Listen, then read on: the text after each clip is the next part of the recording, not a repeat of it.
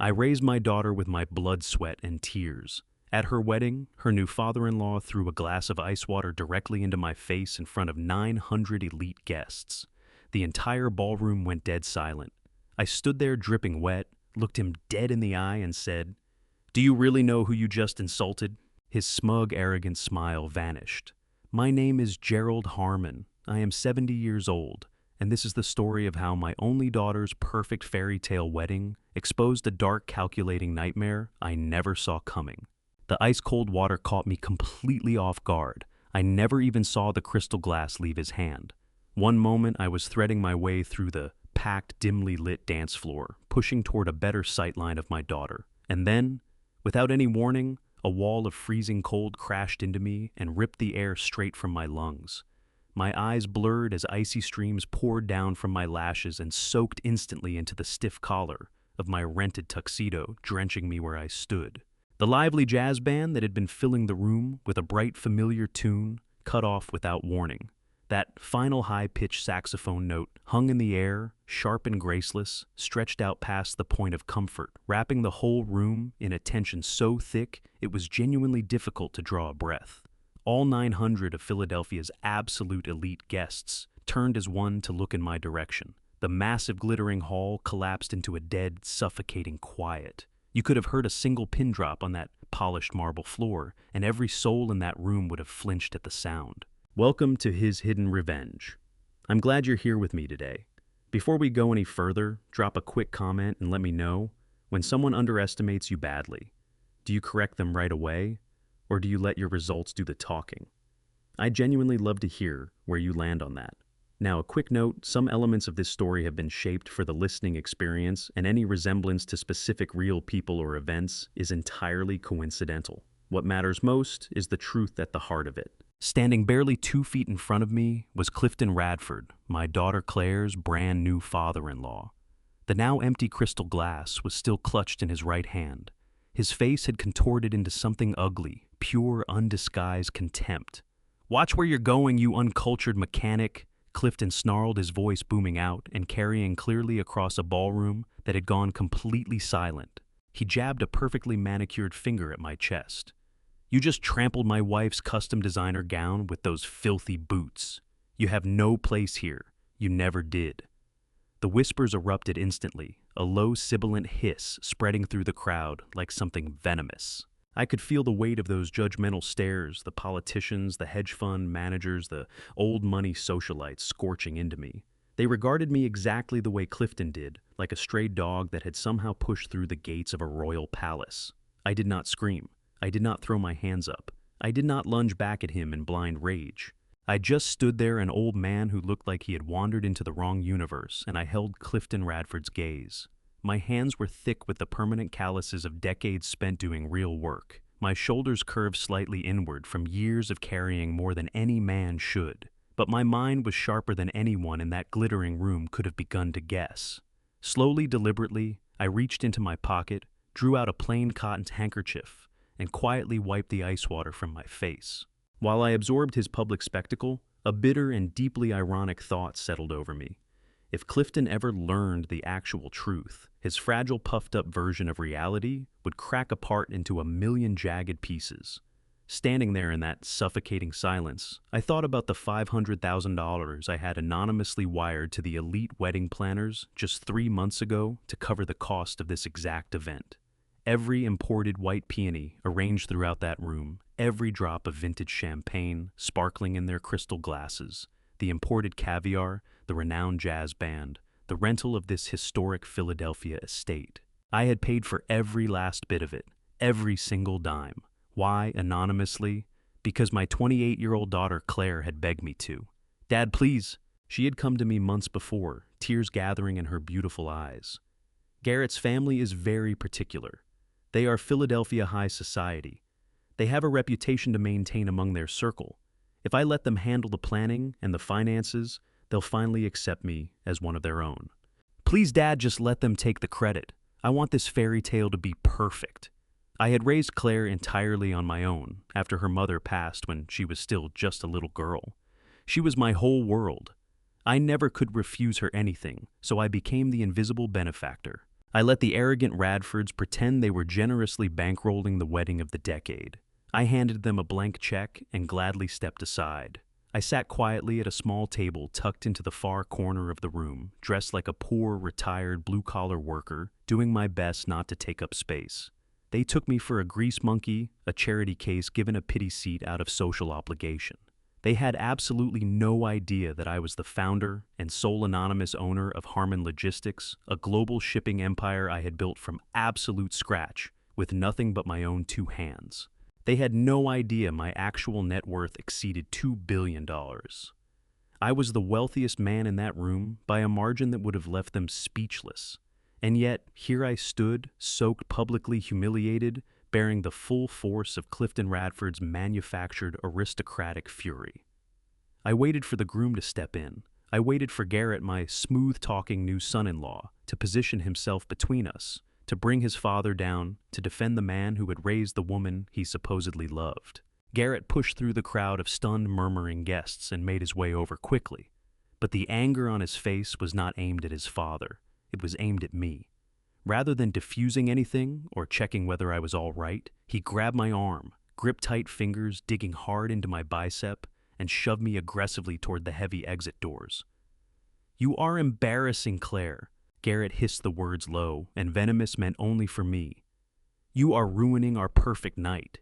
You need to leave. Right now."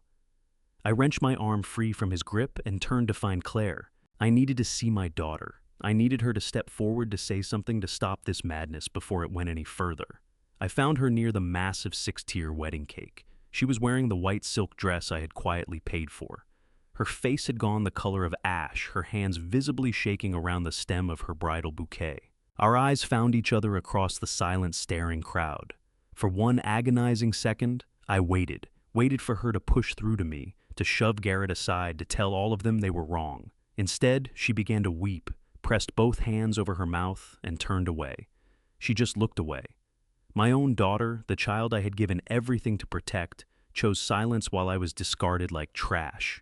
The message couldn't have been clearer. I was a blemish on her perfect new elite life. I didn't say another word. I turned my back on the cruel murmurs, the hollow pity, and the smug satisfaction on the Radford family's faces. I pushed through the heavy oak doors of the ballroom and walked out into the freezing Philadelphia night. The cold rain came down hard, immediately soaking through my cheap rented jacket, mingling with the water still running down my face. Standing alone on the wet pavement, waiting for my battered old pickup to be brought around by a bewildered valet, a dark and undeniable realization began to take root deep in my gut. This public humiliation had not been an accident. It was a calculated test. And the true nightmare was only just getting started. The freezing rain pressed my thin cotton shirt flat against my skin. I stood beneath the grand awning of the estate, shivering slightly, waiting for the valet to bring around my 1998 Chevy Silverado. The valet, a young kid in a sharp red vest, had looked at me with pure bewilderment when I handed him the keys earlier that evening. It was the only battered vehicle in a sea of imported luxury cars, a blunt reminder of the disguise I had chosen to wear. My jaw was clenched so hard my teeth ached. I could still feel the ghost of Clifton Radford's ice water running down the back of my neck. I kept my gaze fixed on the wet asphalt, trying to absorb the full weight of what had just taken place. My daughter had looked away. That was the wound that wouldn't stop bleeding, the public humiliation that meant nothing. I had survived cutthroat boardroom battles and ruthless corporate takeovers that would have made Clifton weep like a child. But Claire turning her back on me, that was a blade driven straight to the heart. Then the heavy oak doors behind me swung open. Warm golden light from the ballroom washed out across the wet pavement, carrying with it the muffled sound of the jazz band starting back up. They were already moving on. Garrett came out into the cold, yanking his tailored tuxedo jacket tight against the rain. He spotted me and jogged over immediately, his face arranged into an expression of deep, urgent concern. It was a flawless performance. If I hadn't known better, I might have believed he genuinely cared. "Gerald." He breathed the name out slightly winded, as though he'd sprinted across the entire estate to reach me. He set a warm, manicured hand on my damp shoulder. I didn't pull away, but I didn't yield to it either. I simply watched him letting the quiet build, until it became something heavy and uncomfortable between us. "I am so incredibly sorry about what happened in there," Garrett said, his voice threading with manufactured emotion. You have to understand my father is not himself tonight. He recently started a new prescription for a serious heart condition. The doctors explicitly told him not to mix it with alcohol, but he has been drinking vintage bourbon all evening to celebrate. It triggered a severe manic episode. He doesn't even know what he's saying or doing right now. I looked steadily into Garrett's perfectly clear, calculating brown eyes. It was a seamless, plausible lie, a manic episode brought on by medication and alcohol. The ideal excuse to quietly bury a horrific public insult. It recast Clifton as a victim of his own health rather than the cruel, arrogant bully he actually was. "Please, Dad." Garrett pressed on, wielding the familial title with a smooth, practiced ease that turned my stomach. "I know you're hurting, and you have every right to feel that way, but please try to understand the pressure on me right now. This is my wedding night. Claire is inside having a complete panic attack in the bridal suite. I'm trying to hold my entire family together. I just need you to be the bigger person tonight. Please go back to your hotel, get into some warm clothes, and rest. I give you my personal word that I will bring my father to your room first thing tomorrow morning, and he will deliver the deepest, most genuine apology of his life." He gave my shoulder one final squeeze, playing the role of the worn-down, overwhelmed groom, shielding his fragile bride. It was a masterclass in emotional manipulation. He was asking me to swallow my dignity for the sake of my daughter's happiness. He knew I would do anything for Claire. "I'll go to my hotel," I said quietly, not a trace of emotion in my voice. Garrett exhaled a loud, theatrical sigh of relief. "Thank you, Gerald. Thank you for understanding. I promise I'll make this right tomorrow." He turned and hurried back into the warmth of the ballroom, leaving me alone in the dark once more. The valet finally brought my old truck up to the curb. I climbed in the worn leather seat, creaking in its familiar way beneath me. I turned the key, listened to the engine growl to life, and pulled away from the glowing estate. The drive back into downtown Philadelphia dissolved into a blur of neon reflections and sweeping windshield wipers. The truck's heater pushed warm air through the cab, but the cold had already worked its way deep into my bones. Garrett's words kept cycling through my head. His story was convenient, almost too convenient, too neatly assembled. But a father's love is a dangerous kind of blindfold, and I was desperate to believe that Claire had not married a monster. I wanted to convince myself it had all been a terrible misunderstanding. I drove to the Loews Philadelphia Hotel, where I had booked a grand suite for the weekend. I had run the reservation through a generic travel agency to keep my wealth concealed, making it look like a modest gift from a distant relative. I tossed my keys to the hotel. Valet stepped through the pristine glass entrance and crossed the sprawling marble lobby. My wet boots squeaked against the polished floor, pulling disapproving glances from the late-night patrons. I didn't care. I wanted a hot shower and somewhere quiet to think. I made my way to the mahogany front desk and slid my driver's license across to the clerk. "Good evening," I said, my voice roughened by the cold. "I need a key to my room. The reservation is under Gerald Harmon." The young clerk, sharp in his fitted suit, tapped at his keyboard. He frowned, adjusted his glasses, and typed again. His polished customer service smile slowly collapsed into an expression of genuine discomfort. "I'm very sorry, Mr. Harmon," the clerk said carefully, not quite meeting my eyes. "But it appears your reservation was canceled earlier this evening." I stared at him.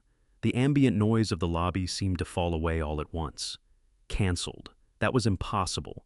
I had paid for that suite a month ago.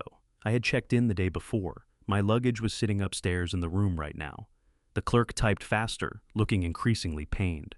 "Sir, the notes in our system show the cancellation was submitted exactly 2 hours ago. It was authorized by the designated event coordinator for the Radford wedding party. A Mr. Garrett Radford contacted us directly. He indicated there was a sudden family emergency and that you would no longer be needing the accommodations."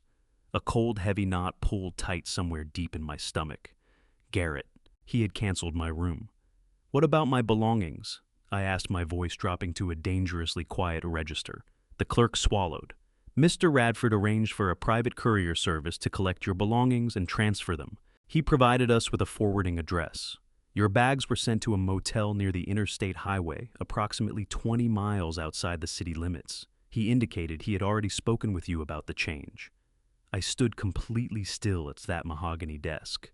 The plausible lie Garrett had sold me out in the rain had just come apart at the seams.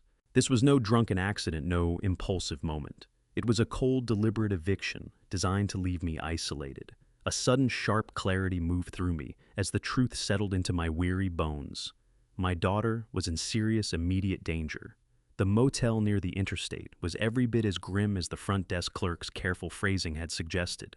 A bleak rundown box with peeling floral wallpaper and a lingering odor of stale cigarette smoke cut with cheap bleach. Rain hammered without mercy against the single grime-filmed window, throwing warped, shifting shadows across the threadbare carpet. My luggage, a pair of worn leather duffel bags, sat dumped unceremoniously at the foot of a lumpy mattress. I didn't bother unpacking. I didn't even pull off my damp tuxedo jacket. I just perched on the edge of the bed, staring at the stuttering red neon sign blinking outside the window. The low, relentless rhythm of heavy transport trucks rolling across wet asphalt outside formed a steady backdrop to the storm inside my head. I needed silence more than I had ever needed it, but I forced my exhausted mind to stay sharp.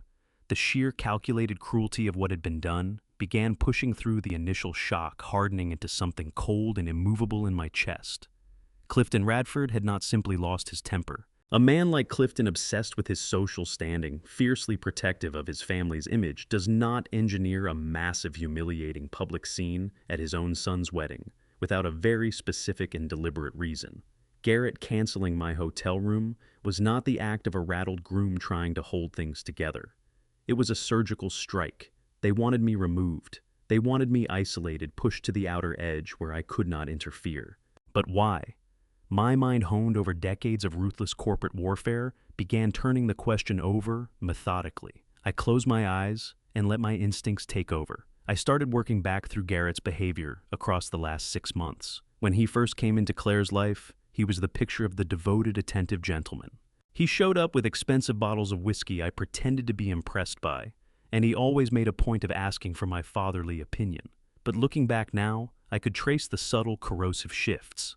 Once the engagement was announced, Garrett had quietly begun constructing invisible walls around my daughter. He persuaded Claire to leave her demanding but deeply fulfilling career as an architect, insisting his income was more than sufficient, and that she should put her energy into building their life together. Then came the relocation. He pushed her out of the vibrant city apartment I had helped her furnish and into a sprawling, heavily gated Radford family estate in the suburbs. She was surrounded entirely by his people, his influence, his version of every story. Her calls to me grew shorter and less frequent, always rushed, always carrying the echo of Garrett's opinions. Dad Garrett thinks we should invest in this. Dad Garrett says that neighborhood isn't safe for me anymore. He was slowly and methodically replacing her own voice with his, cutting her lifelines one by one, making himself her singular source of truth and security. I had written it all off as the stress of wedding planning and the natural adjustment of a new relationship. I had been a fool. The signs had been screaming at me. The realization landed like a physical blow, and the moment it hit, I remembered exactly where I had felt this same bone-deep, icy dread before. Just 1 week ago, I had been visiting Claire at the Radford estate, sharing a quiet cup of coffee with her on the patio, while Garrett was supposedly out running errands. We were laughing over some old childhood memory when Garrett strode outside and cut through our moment with a tight, practiced smile. He was carrying a thick, unmarked gray folder. He leaned down, pressed a kiss to Claire's cheek, and set the folder on the glass table between us. "Darling," he said smoothly, his voice wrapped in faux warmth. "My accountant needs these signed by noon today. Just routine tax disclosures for your change in marital status. Standard paperwork for the joint accounts. Don't worry your pretty head about the details. Just sign on the dotted lines." Claire, trusting completely and eager to please her new husband, reached for her pen without a moment's pause. She flipped the folder open and moved rapidly through page after page, not reading a single word of the dense legal text. I was sitting right there across from them. I had glanced down at the documents as she turned the pages. At the time, I didn't want to be the overbearing, suspicious father. I didn't want to insult Garrett by demanding to examine his private financial paperwork. But my eyes had caught a brief glimpse of the heavy embossed crest at the top of the crisp white pages. It was the seal of a highly exclusive private wealth management bank in Philadelphia. Not just any bank. It was the exact institution that held Claire's $10 million trust fund. I had established that trust fund for her 20 years ago, carefully safeguarding her financial future in a form she could access once she married or reach the age of 30. Claire knew about the $10 million. She believed it represented the whole of my life, savings a massive windfall from a fortunate early investment. She thought I lived simply because I had given her everything I had. She had no idea whatsoever that her father was worth over $2 billion and that the trust fund represented barely a sliver of my actual wealth. Garrett knew about the trust. Claire had told him about it, proudly believing it would give them a strong foundation to build their life on. But Garrett did not know about the $2 billion, as he thought $10 million was the ceiling. And men like Garrett, men with extravagant tastes and crumbling family fortunes, do not see $10 million as a starting point. They see it as a target. The pieces slammed into place. The documents Claire had signed a week ago were not routine tax forms. They were legal authorizations. Garrett was moving her assets. But to pull off a sudden transfer of a $10 million trust without triggering immediate scrutiny, he needed Claire completely cut off. He needed to be certain I was nowhere nearby to ask questions, demand an audit, or step in and freeze the accounts. He needed me shamed, discredited, and physically expelled from the inner circle. The humiliating scene with Clifton, the ice water thrown in my face, the canceled hotel room, it was all a meticulously choreographed, desperate piece of misdirection. Keep everyone's eyes fixed on the social scandal while they quietly stripped my daughter of everything she had. I pushed up from the lumpy mattress. The cold in my bones evaporated instantly, replaced by a burning, laser-sharp fury. I crossed to the grime-filmed window and looked out at the driving rain. They genuinely believed I was nothing more than a worn-out old mechanic who would fade quietly into the night to nurse his wounds. They thought they had outplayed a simpleton. They had no idea whatsoever what kind of force they had just provoked. It was exactly 3:00 in the morning. I pulled my cell phone from my damp jacket pocket, scrolled to a name in my contacts, and pressed call on a man who never slept. The line rang twice before a crisp, fully alert voice picked up. "Dorian," I said, my voice dangerously steady. "Wake up. We have a hunt." The line went quiet for a fraction of a second before Dorian responded. His voice was sharp and immediately focused. "What do we need, Gerald? Give me the target." I didn't waste a single word. I told him I needed a comprehensive top-to-bottom financial audit of the entire Radford family estate. Every mortgage, every hidden line of credit, every shell company, every debt owed to anyone, anywhere on this earth. "I want it completely off the books, Dorian," I said, my voice dropping into a low, authoritative register. No formal letters of inquiry, no official warnings, nothing that could leave a paper trail and tip them off. Pure reconnaissance. I want to know exactly what they're worth, and more critically, exactly who they owe money to. Dorian let out a slow, low whistle. "You're pulling out the heavy artillery over a wedding dispute, Gerald. Are you certain you want to go this deep?" "It stopped being a wedding dispute," I answered coldly. "I believe my daughter is being systematically robbed. I want preliminary results on my desk by sunrise." I ended the call and dropped the phone onto the cheap laminate nightstand. I did not sleep for the remainder of that night. I sat in the dark, watching the headlights of passing trucks carve through the heavy rain, methodically mapping out every move I intended to make. I was a man who had built a global logistics empire by spotting supply chain failures before they materialized. I understood how to find a structural weakness and press on it until it gave way. If Garrett Radford believed he could execute a hostile takeover of my daughter's life, he was about to receive a very painful education in corporate warfare. When dawn finally arrived, painting the stormy Philadelphia sky in shades of cold gray, I opened my leather duffel bags. I passed right over the expensive tailored suits I had packed for the wedding festivities. Instead, I reached beneath them and pulled out my old faded denim work overalls, stained with oil, worn through at the knees. The exact clothing I used to pull on 40 years ago when I was grinding through 16-hour shifts in a freezing garage to put food on the table for Claire. They were a reminder of where I had started, of the grit and absolute relentless drive that had built everything I owned. I pulled them on, laced up my heavy work boots, and grabbed my jacket. I walked out of that dismal motel room and climbed back into my battered pickup truck. The morning traffic was thick, but my concentration was unshakable. I drove straight for the financial district, heading directly to the main executive branch of Colonial Reserve Bank, the elite institution that held Claire's $10 million account. I pulled my rusty truck up to the gleaming glass skyscraper and stopped right out front, brushing off the frantic objections of the suited valet. I pressed $100 bill into his hand and told him to keep it running. I pushed through the towering revolving doors and walked into the immaculate marble lobby. The atmosphere was hushed and rarefied wealthy clients in tailored suits conducting their business in quiet, privileged murmurs. My entrance sent an immediate ripple of visible unease through the room. I walked straight to the main reception desk, my heavy boots striking hard against the polished floor. A young receptionist with perfect posture and a practiced condescending smile looked up at me. "Sir, the delivery entrance is around the back of the building," she said smoothly, having already decided I was a maintenance worker. "I'm not here about the plumbing," I replied evenly. "I'm here to see the branch manager, now." The receptionist gave a tight, dismissive laugh. "I'm sorry, sir, but the executive manager only meets with our premium tier clients and only by strict prior appointment. I'm going to have to ask you to step aside." I didn't argue. I simply reached into the breast pocket of my overalls and produced a solid, matte black titanium card. An Apex tier founder, credential and ultra-exclusive identification issued only to individuals holding liquid assets exceeding $1 billion within their global banking network. A card that commanded immediate unquestioning compliance.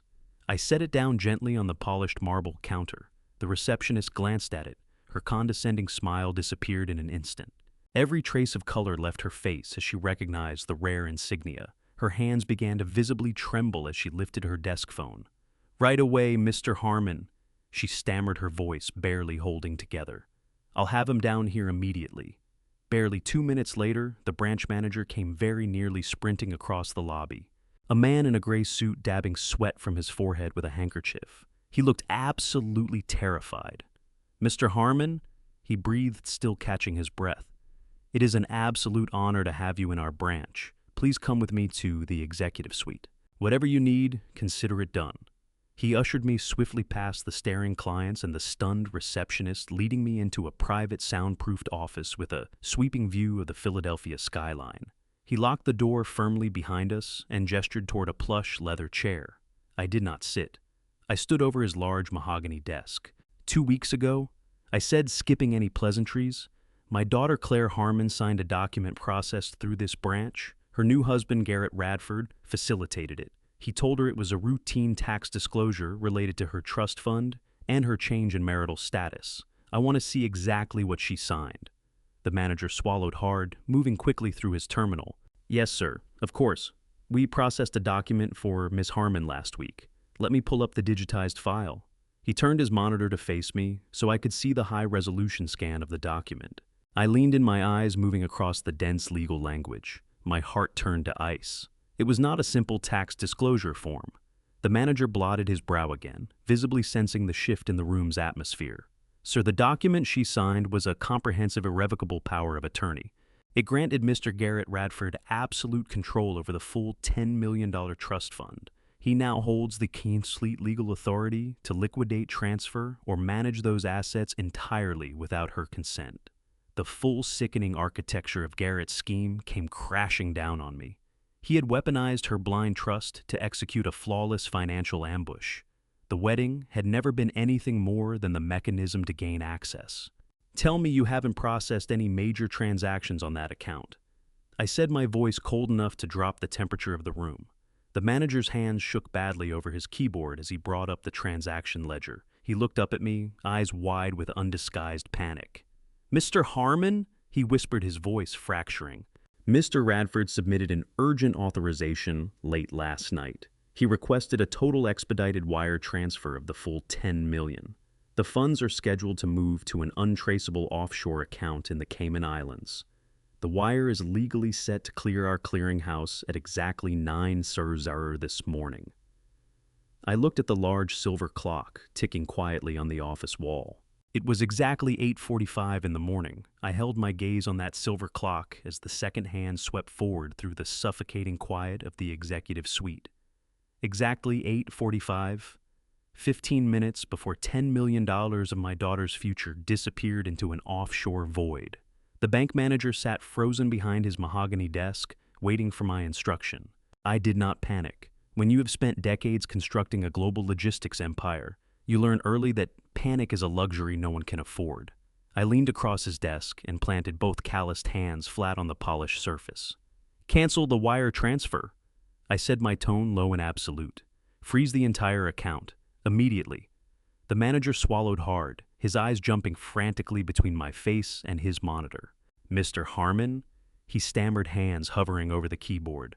I completely understand your concern, but this document is a legally binding power of attorney.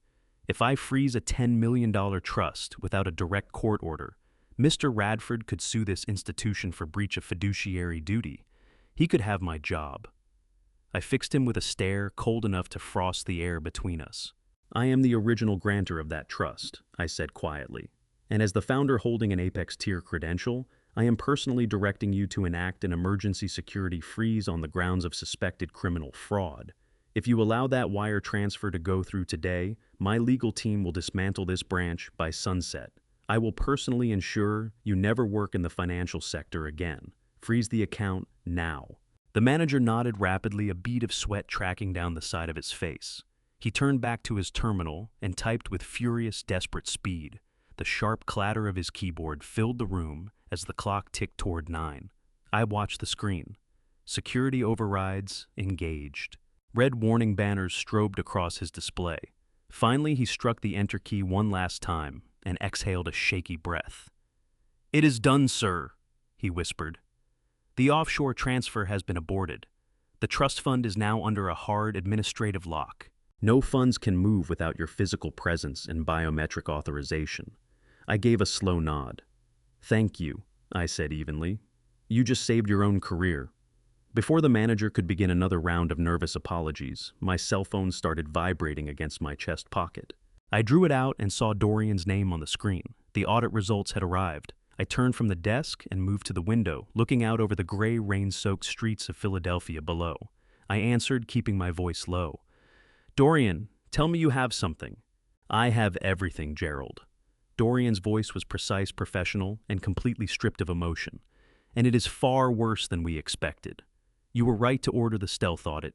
The Radford family is completely broke." I frowned, watching the miniature cars threading through the morning traffic far below.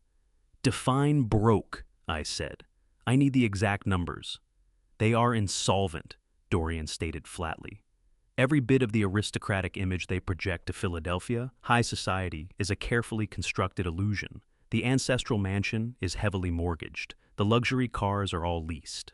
Clifton Radford's primary investment firm has not turned a legitimate profit in over 4 years. They have been shuffling money in circles to conceal massive losses from bad real estate ventures. But that is not even the worst of it." I tightened my grip on the phone. "Go on." "When the traditional banks cut them off, Clifton and Garrett turned to alternative sources," Dorian explained, dropping his voice. "They borrowed heavily from an underground lending syndicate operating out of the East Coast. Unregulated, undocumented, and extremely dangerous money. The Radfords are currently $20 million in the hole, and this syndicate is demanding repayment now. If they default, they lose everything: the estate, the cars, the manufactured prestige. They will be completely ruined and very likely facing serious physical threats from their new creditors." I shut my eyes as a wave of pure fury rolled through me. $25 million debt to criminal lenders. And my daughter had walked unknowingly straight into the center of their desperate, sinking ship. This was the reason for the lavish wedding. This was why they insisted on controlling the event planning. The whole spectacle had been a grand theatrical performance designed to disguise their absolute financial ruin. Every piece of their sickening scheme lined up perfectly. Garrett had never loved Claire. He had simply identified a trusting, comfortable target with a $10 million safety net attached to her name. He spent 6 months methodically cutting her off from her friends or independence, and from me. He rushed the wedding to cement his legal standing as her husband. The moment the rings were on their fingers, he engineered a power of attorney to drain her trust fund and settle his family's staggering debts. Claire was not a bride to these people. She was a hostage with a bank account, a convenient lifeline for a family drowning in debt. The calculated coldness of it made my blood run slow and glacial. Clifton throwing that ice water in my face had been the final move to sever Claire's last line of defense. They needed me humiliated and exiled, so they could execute their theft in absolute silence. I drew a slow breath and let the fury compress itself into a clean, precise, tactical focus. "Send me the complete financial dossier, Dorian," I instructed. Every shell company, every hidden debt, and the exact identities of the syndicate members holding their markers. We are going to buy them out. Dorian paused for just a fraction of a second. Understood, Gerald. Sending the encrypted files right now. I ended the call and slid the phone back into my pocket. The bank manager was still seated quietly behind his desk, watching me with a mixture of awe and undisguised terror. I offered no explanation. I simply turned and walked out of the executive suite, my heavy work boots ringing down the silent marble corridor. I had stopped the immediate theft, but the real war was only beginning. The Radfords needed $25 million to survive, and they had just made the catastrophic miscalculation of targeting the one man who could flatten them with a single phone call. I crossed the main lobby and pushed back through the revolving doors into the freezing rain. My old truck was still idling at the curb. I got in and pulled the heavy door shut, sealing out the noise of the city. I was reaching for the gear shift when my phone vibrated against my chest. I pulled it out and looked at the glowing screen. It was Claire. My heart jolted with a sudden surge of desperate hope. Maybe she had seen through the deception. Maybe something had cracked Garrett's facade, and she was reaching out to ask for my help. I answered immediately, pressing the phone tight to my ear. "Claire, sweetheart, are you all right?" What came through the speaker shattered that hope the moment I heard it. Claire was not calling to apologize. She was sobbing uncontrollably, her breath tearing in ragged gasps as she fought to speak. "Dad!" She cried, her voice raw with heartbreak and fury. "How could you do this to me? Why are you trying to destroy my life? Garrett was right about you. You are just a bitter old man who is trying to tear apart my marriage because you got thrown out of the wedding." My stomach fell away completely. Garrett had already discovered the frozen trust fund, and rather than accepting defeat, that calculating coward had run straight back to my daughter and constructed a devastating lie, turning my own protective actions into a weapon against me. The sharp edge of Claire's voice cut through the silence of the truck cab like something physical. I sat in the driver's seat, the engine murmuring beneath me, gripping the steering wheel until my knuckles went a bruised, bloodless white. Claire had never spoken to me like this before. Not once in her 28 years had she turned this kind of raw, unfiltered fury on the man who had raised her. Her words came in rapid, breathless waves, each one aimed to inflict the deepest possible wound. She accused me of being a resentful, bitter old man who simply could not bear to watch her be happy. She insisted that wounded pride was my only motive for the bank freeze, that I was throwing a pathetic tantrum because Clifton had rightfully removed me from her wedding reception. "Nay, Dad, how could you do something so unspeakably evil?" She wept, her breath hitching hard into the phone. "Garrett told me everything. He told me how you went behind my back and sneaked into the bank this morning. He told me you exploited some legal loophole to lock down the trust fund you gave me. You gave me that money, Dad. It was supposed to be my safety net, my future with my husband. And the morning after our wedding, the very morning after you humiliated yourself in front of his entire family, you try to take it back out of sheer spite. You are punishing me because you cannot accept that you don't belong in my new life." I closed my eyes and let the damp chill of the truck cab settle into my bones. Garrett didn't just neutralize my countermove, he turned it into ammunition. He had taken everything I'd done to protect Claire and repackaged it as evidence of my own cruelty. I could see it clearly in my mind. Garrett in that lavish bridal suite, her head against his chest, performing the wounded husband with Oscar-worthy precision. He had her completely sold on the idea that I hadn't been protecting my daughter, I had been robbing her. Garrett was just trying to secure our future. Claire's voice kept rising, stoked by a righteous fury she hadn't arrived at on her own. Garrett had installed it there word by word. He was trying to consolidate our assets into a joint family account so we could buy our first home together. He was doing exactly what a protective husband is supposed to do, and you intentionally sabotaged it because you cannot stand the fact that another man is taking care of me now. You are jealous, Dad. You are jealous and toxic and mean. Not a single word of it was hers. Every accusation was a Garrett original, each one calibrated to widen the gap between us. My hand tightened around the phone. I wanted to tell her everything, that the man she'd exchanged vows with was buried in debt to people who didn't send lawyers when they wanted their money back. That Garrett had been plotting to drain her accounts and funnel the whole sum into an untraceable offshore account in the Cayman Islands, leaving her with nothing but the dress on her back. But the ferocity in her tears told me something I didn't want to hear. She wouldn't believe a word of it. Not now, not today. Garrett had done his homework. He'd spent months building walls inside her head, and every brick was a story about me, my control, my jealousy, my inability to let her go. Show her the audit, he'd say I forged it. Mention the offshore account. He'd call it a legitimate overseas investment I was twisting out of spite. He hadn't just influenced her thinking. He had replaced it. 6 months of calculated isolation had made him her only source of truth. She belonged entirely to his version of reality. Every argument I raised would only deepen the groove of his narrative, the bitter, overbearing father who couldn't tolerate another man stepping into his place. Garrett says he cannot build a life with a woman whose family is actively trying to sabotage him.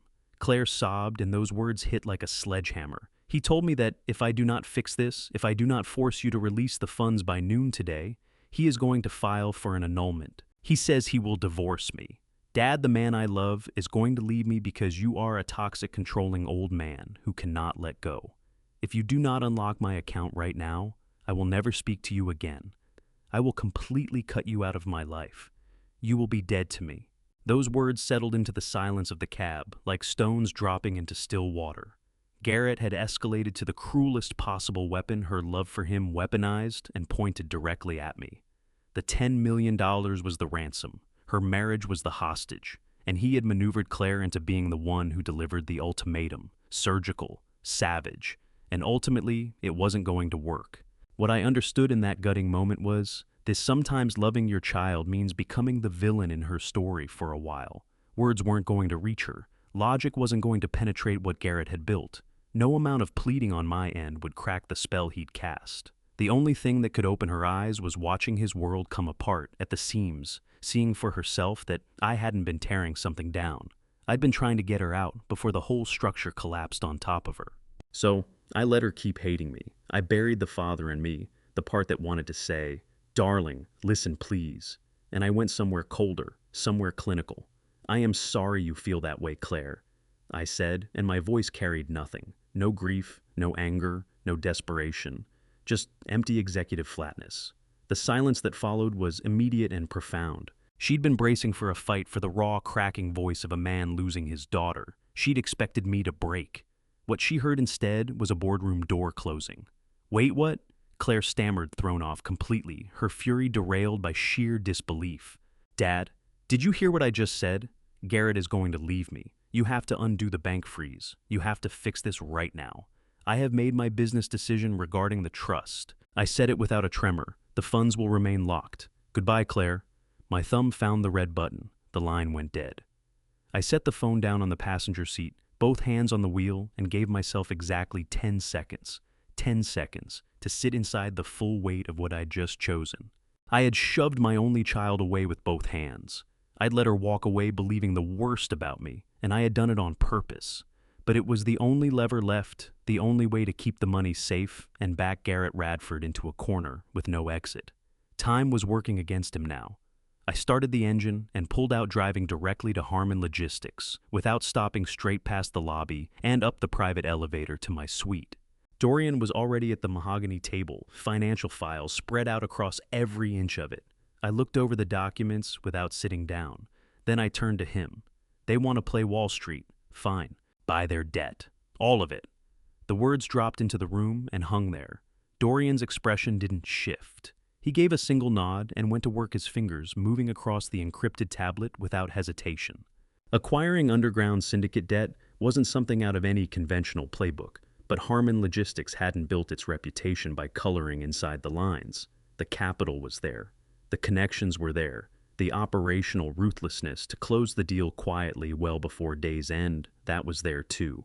But owning their debt was only the foundation. What I needed was for the Radfords to come to me, to reach out grateful and desperate, believing they'd stumbled onto salvation. I had to give them a mirage, one so precisely constructed that their own greed and panic would do the rest. The Radfords were going under, pinned beneath a $25 million syndicate loan with no slack left in the rope. My freeze on the trust fund had cut off every conventional escape route.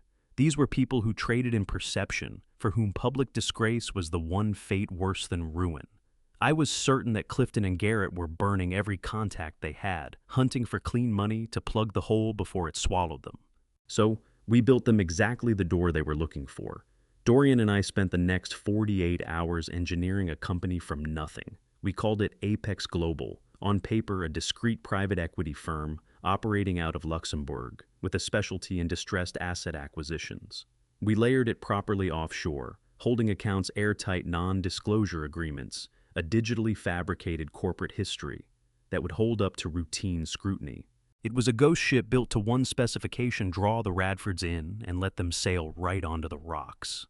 With the shell solidly in place, I had Dorian route a communication through a heavily encrypted intermediary directly to Clifton Radford. The tone had to be precise enough flattery to appeal to his vanity, enough specificity to feed his desperation. No form letter would do.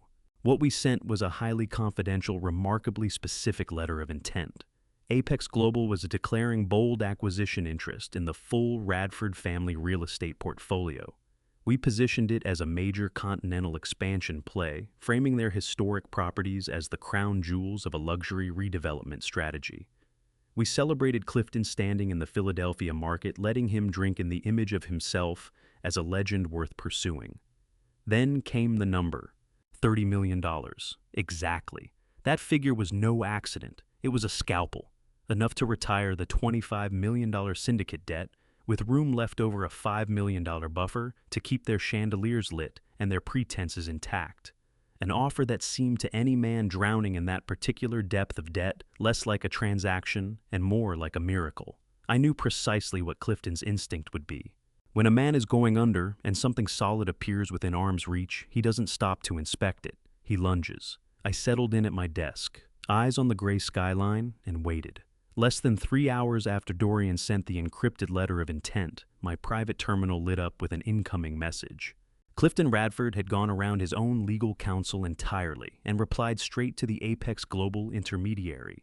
Every line of his response was desperation in a dinner jacket, the studied nonchalance of a man pretending he wasn't drowning. He positioned himself as a seasoned patriarch, idly entertaining an unsolicited inquiry, noting that while their portfolio wasn't on the market, he had never been opposed to exploring a compelling international transaction. Due diligence never came up. References never came up. He never asked for verified proof of funds, and he certainly never stopped to wonder why a foreign company was volunteering to wildly overpay for real estate that was quietly bleeding out. The $30 million figure had blinded him completely.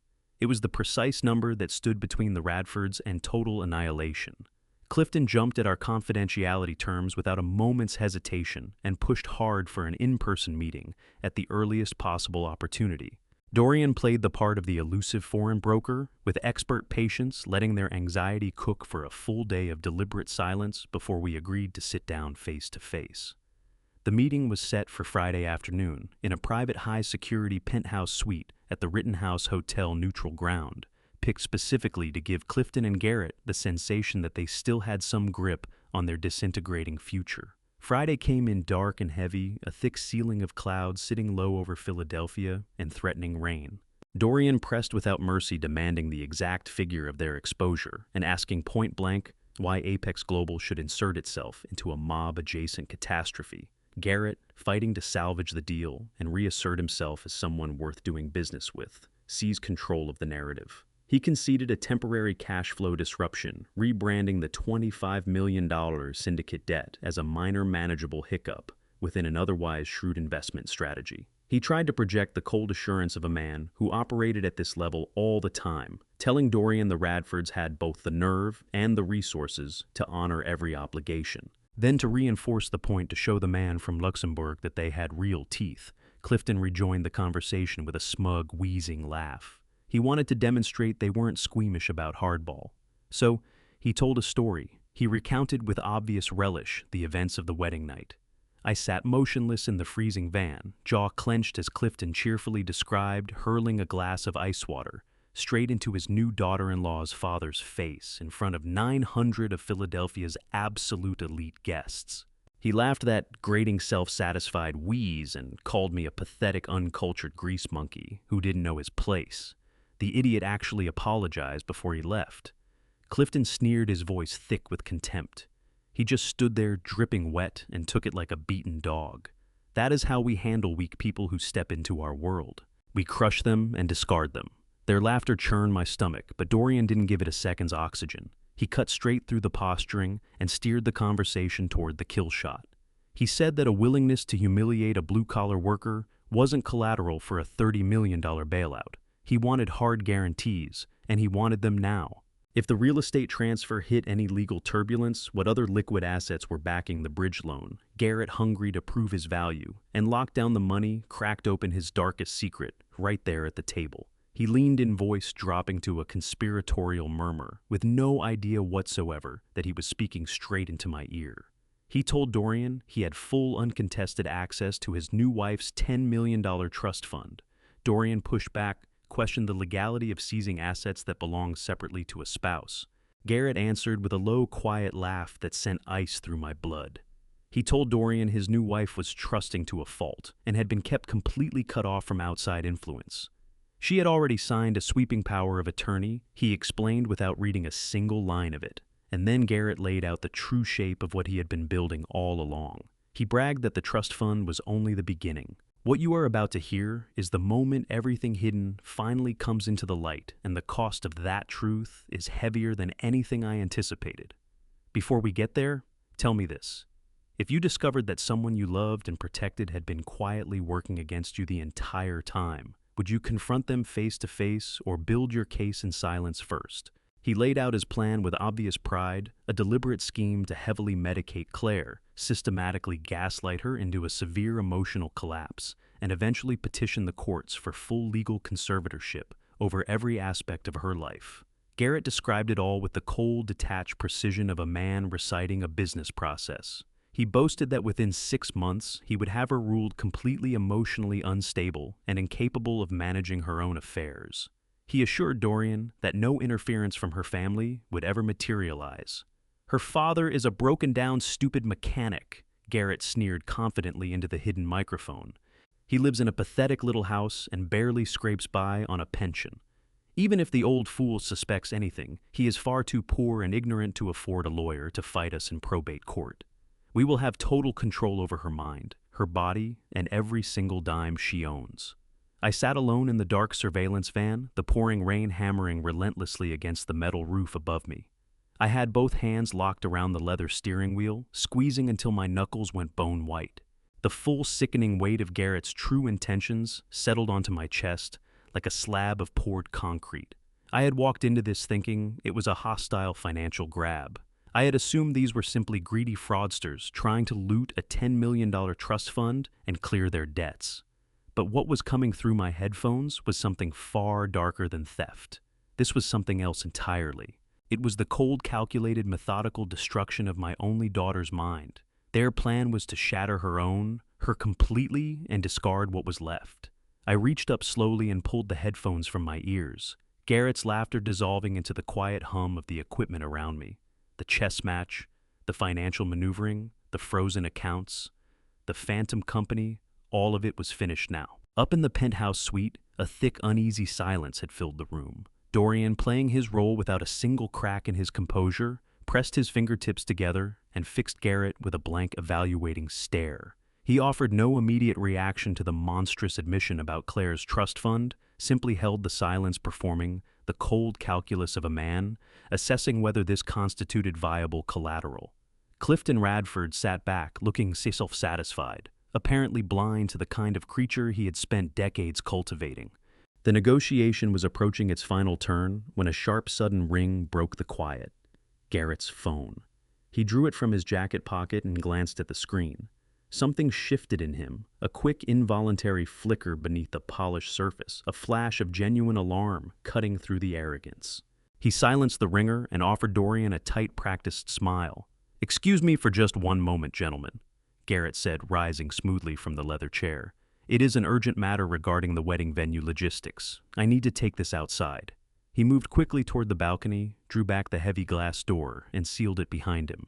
He was certain he had put a wall between himself and the room, certain he had preserved the boundary between the life he was performing and the one he was hiding. What he had failed to account for was what was sitting directly beneath Dorian's chair. The concealed microphone in that briefcase was not a simple recording device. It was a high-frequency parabolic receiver, engineered to cut through solid barriers and pull out isolated sound. In the van, I turned the amplification dial to its absolute limit. A sharp crack of static hit my ears, then cleared into the cold Philadelphia wind cutting across the balcony. And then came Garrett's voice, stripped entirely of the smooth, polished veneer he wore for everyone else. What came out was rushed, urgent, intimate. "Nadine, I told you absolutely never to call me during business hours," he hissed. That name hit me like a closed fist. Nadine. This wasn't a caterer or a venue coordinator. This was a hidden life. I sat completely still as the final, most devastating layer of Garrett's deception peeled itself open in real time. A woman's voice bled faintly through the connection, her tone agitated and distressed. Garrett exhaled sharply, pressing his fingers to the bridge of his nose. "I know it is difficult, baby," he said, his voice dropping into a nauseating warmth that sounded entirely genuine. "I know you and Finn are tired of waiting. Tell my little boy that Daddy is working as fast as he can." The air left my lungs. A child, a 3-year-old boy named Finn. Garrett Radford, the man who had stood at the altar less than a week ago and sworn his life to my daughter, had a secret family tucked away in the shadows. A mistress. A son. The depth of it was almost incomprehensible. "Just give me exactly 6 more months," Garrett told the woman, his voice drenched in a poisonous tenderness. "The wedding is completely finished. I have her legally bound to me. I just finalized the power of attorney paperwork yesterday. She suspects absolutely nothing. As soon as I get this massive equity deal closed today, I will have enough liquid capital to cover my father's ridiculous syndicate debts and get him off my back. Then I am going to initiate the next phase. I am going to start filtering her trust fund into the private Cayman accounts. I am already slowly increasing her anxiety medications. Once her account is completely drained, I will trigger a severe emotional breakdown, declare her mentally unfit, and have her permanently committed to a private psychiatric facility upstate. I promise you, Nadine, the very second she is locked away in a ward, I am buying our tickets. We will take Finn, we will fly straight to Luxembourg, and we will finally be a real family." The glass door scraped open, cutting him off mid-sentence. Garrett stepped back into the suite, phone disappearing into his pocket, the aristocratic mask back in place as if it had never come off. He offered Dorian a smooth apology, a catering dispute over leftover wedding champagne. He said nothing at all. He lowered himself back into his chair, fully prepared to resume negotiations for a $30 million rescue, with no idea that what he just said had changed everything. Inside the cramped van, a profound stillness washed over me. The white-hot fury that had been surging through my blood for the past 48 hours didn't disappear. It didn't burn out. It compressed. It folded inward and condensed into something far more dangerous than rage. It became something surgical, something lethal and perfectly still. My breathing evened out. My pulse dropped to a slow, deliberate rhythm. Anger makes you reckless. It makes you lunge, and lunging gives your enemy the opening they need. But this was something different. This was the cold side of fury. When everything goes quiet inside you, and you stop fighting a brawl and start engineering a conclusion, Garrett Radford was not some opportunistic schemer angling for a trust fund. He was a calculated predator who had specifically targeted my child. He saw Claire as a resource, something to be drained, hollowed out, and warehoused in a psychiatric facility, so he could take the money to Europe and build a life with the family he'd been hiding all along. He had made a catastrophic error in his assumptions. He believed he was running a high-stakes con against a wealthy, unsuspecting young bride. He had no idea he had just declared open war on a man with the capital, the connections, and the absolute iron will to dismantle everything he had ever built and salt the ground where it stood. The reconnaissance phase was done. Every card in their hand was now visible to me, their debts, their leverage, their secrets, and the full, vile blueprint of what they intended to do to my daughter. The intelligence was complete. It was time to close the trap. I reached for the encrypted communication console mounted to the van's dashboard and pressed the secure channel button, connecting directly to Dorian's concealed earpiece. The small green indicator light came on channel open, fully encrypted. Inside the penthouse, Dorian made the slightest, barely perceptible shift in his posture, confirming receipt, without breaking his locked eye contact with Clifton Radford. Across the mahogany table, the two frauds sat forward in their chairs, practically salivating, convinced they were minutes away from walking out with $30 million in foreign equity capital. They were ready to sign away whatever Dorian asked. I brought my mouth close to the dashboard microphone. What came out of me was quiet, barely above a whisper, but cold enough to cut clean through steel. "Dorian," I said, and delivered the order. "We have heard exactly what we needed to hear. The evaluation process is now officially concluded. They want to play Wall Street. Fine. Execute the buyout. But do not buy their company. Buy the underground debt. All of it. We will own them completely." Dorian didn't hesitate. When you deploy an attorney of his caliber on a hostile financial takedown, results come fast. Dorian gave a quiet nod into his concealed microphone, held his composure perfectly in front of Clifton and Garrett, and wrapped up the meeting without a crack in his mask. He told them Apex Global would review internal liquidity and be in touch soon. He left them sitting in that penthouse suite, cheerfully toasting a rescue that was actually their death warrant. The moment Dorian cleared the hotel doors, my operation shifted into high gear. Acquiring illegal underground syndicate debt is not an ordinary transaction. It demands intense leverage, serious intimidation, and an unmistakable show of superior force. Dorian immediately reached out to his discreet contacts inside the Federal Financial Crimes Division. We were not there to ask favors. We came with a profitable trade. We provided the federal agents with the exact unredacted ledger of the syndicate's illicit lending operations in Philadelphia, a massive ledger we had uncovered during our deep dive audit. In return, the feds agreed to look the other way for 24 hours while we executed a private acquisition. With the federal hammer hanging directly over the syndicate bosses' heads, Dorian arranged a midnight meeting in a private, heavily guarded hangar at Philadelphia International Airport. He did not sit down to negotiate with those underground lenders. He simply laid out the facts. Their entire operation was fatally exposed, and the federal government was moving to seize every asset they owned. Then he placed a single non-negotiable exit on the table. Apex Global would purchase the Radford family debt at 60 cents on the dollar, paid in untraceable cashier's checks, provided they signed over all collateral rights on the spot. The syndicate bosses, terrified of federal prison and desperate to unload a toxic, high-profile liability like the arrogant Radfords, took the money and disappeared without a backward glance. By the time the sun climbed over Philadelphia the next morning, the reversal was total. The ink on the transfer deeds had long since dried. I sat behind the grand mahogany desk in my corporate office, holding a thick-bound leather folder. Inside that folder was the absolute totality of the Radford family legacy. I now held the primary mortgage on their sprawling ancestral mansion. I held the titles to their leased fleet of luxury European vehicles. I held the markers on Clifton Radford's failing investment firm. In a single night, I had become their sole undisputed legal creditor. They owed $25 million directly to me. I owned the roof above their heads, the ground beneath their feet, and every breath of air in between. I poured myself a cup of black coffee and sat with the deep, satisfying silence of my office. My phone buzzed sharply on the desk. It was the secure audio feed still transmitting from the device Dorian had managed to slip into Clifton's coat pocket during their hotel departure. The feed crackled open, carrying the unmistakable sounds of a celebration unfolding inside the Radford estate. Ice clinked against expensive crystal. The pop of a vintage champagne cork rang loudly through the receiver. Clifton's voice boomed thick with unrestrained, triumphant jubilation. "Do you hear this? Have you checked the family accounts this morning?" I heard Garrett stride briskly into the room, his footsteps quick and eager. "What is it, Dad? Did the Luxembourg firm finally send over the buyout contract?" "Better." Clifton laughed loudly, a booming, arrogant sound that grated violently against my ears. "The syndicate debt is gone, wiped completely from their ledgers. I just received a formal legal notice. Our markers were quietly transferred in the middle of the night. An anonymous corporate holding firm bought out the entire portfolio of underground loans. The mob is entirely out of the picture. We don't have those dangerous animals breathing down our necks anymore." Garrett let out a breathless gasp of pure, unfiltered relief. He genuinely believed he had just dodged the ultimate bullet.